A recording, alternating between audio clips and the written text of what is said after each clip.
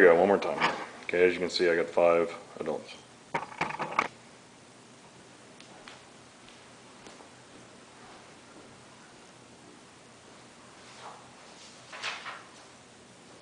I'd like to start off today by setting up a scenario for you. I want you to imagine you're in a police cruiser at 3 o'clock in the morning.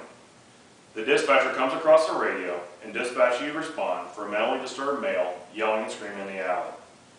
You are the first to arrive and backup is still 5 minutes away. The headlights from your cruiser are shining on an extremely large male who is pacing back and forth, and he looks up and he notices you're the police. You step out of your cruiser, and before you know it, this massive disturbed male is charging you. Now I ask you, would you rather have a baton, pepper spray, your fist, or the great equalizer, the taser? These are situations police officers, including female officers, are faced with each and every day.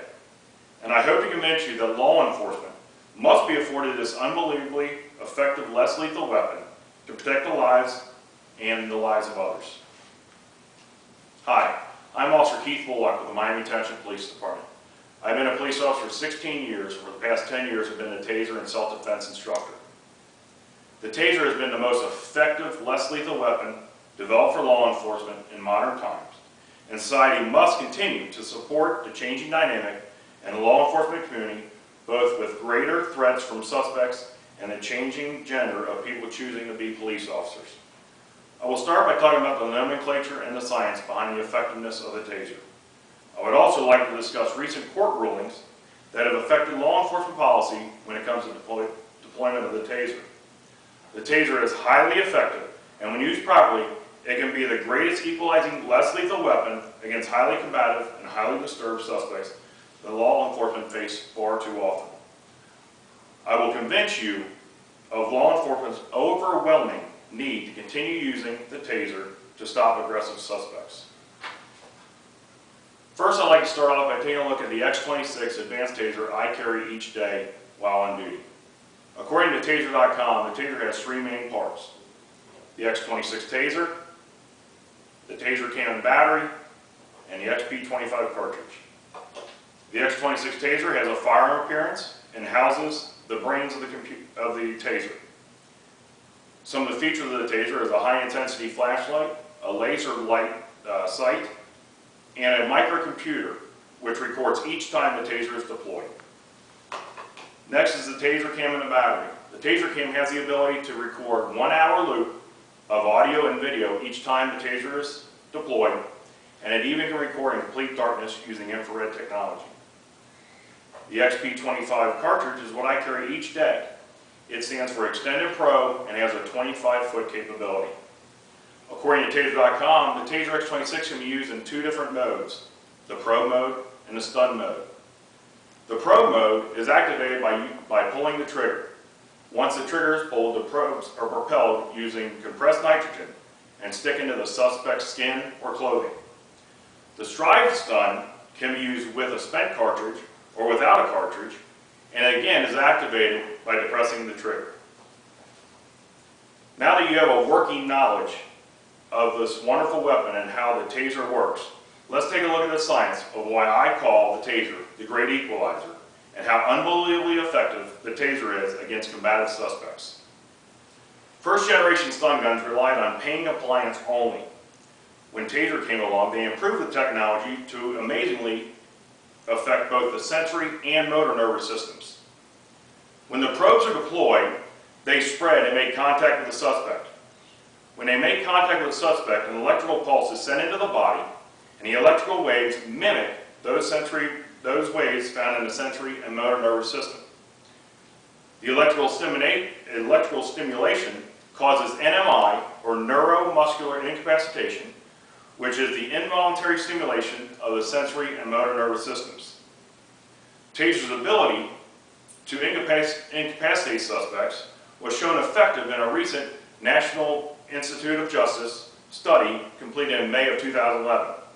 The most significant findings of the study was through the use of pepper spray and the taser, injuries to the suspects were greatly reduced. And the study also found that injuries to police officers was also greatly reduced when the taser was used. This remarkable historical science is what makes TASER enormously effective, but with this effectiveness comes greater responsibility. So let's take a look at some recent court rulings about when and under what circumstances law enforcement can deploy the TASER. Law enforcement started using the TASER in 1999, and it has taken years for court rulings and challenges to make their way through the judicial system. The court case that most use of force rulings fall under is Graham versus Connor, which uses the objective reasonableness test and looks at the totality of the circumstances.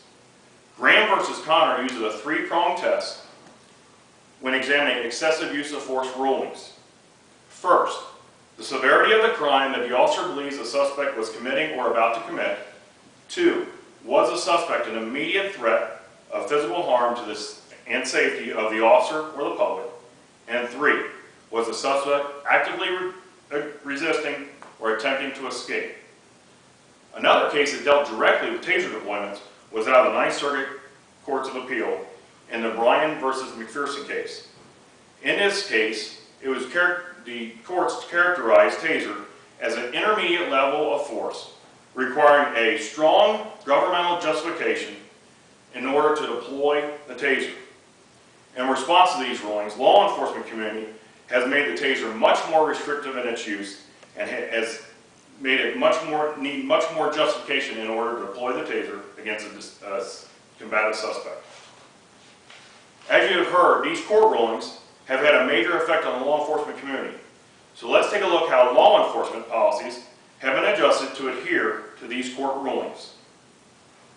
Most, if not all, law enforcement agencies have already made adjustments to their use of force policies when it comes to deployment of TASERs. A recent study by the Police Chief magazine of the Orlando Police Department showed when the TASER deployment was changed from being deployed against actively resistant suspects versus passively resistant suspects, TASER deployments went down. A review of the use of force data shows that when you raise the resistance on the use of force continuum, the frequency of TASERs go down by 29%, from 523 deployments to 367 deployments. This same study found that injuries to suspects were down by 31.5%, but also showed that officer injuries went up by 12.5%. A recent Cincinnati Herald article also proved that Cincinnati Police Department had made changes to their use of force policy in accordance to findings in Graham versus Connor. Another study completed by the Stanford Criminal Justice Center for a city in California suggested that TASER only be used in deadly force situations. I have no problem with police agencies making changes to force policies based on court rulings because the courts provide us with our arrest powers.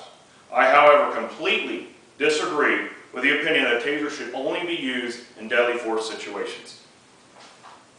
I want to first thank you for listening to my speech today about this very important topic for law enforcement.